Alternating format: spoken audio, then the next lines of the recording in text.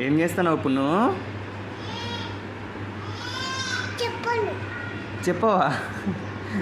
చపాతీ చేయడం లేదా నువ్వు? చపాతీ చాలా. చపాతీ చేస్తున్నావా? నాకోటి ఇస్తావమ్మా? నాకోటి ఇస్తావా? ఇవా ఏమ్మా? అవునా? అమ్మకి అమ్మకోటి ఇస్తావా? చెయ్యి మళ్ళీ ఇంకా.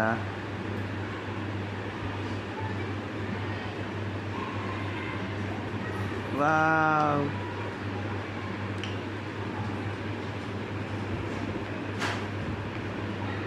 సూపర్. నాకోటి మా చేస్తావా? సరే అయితే.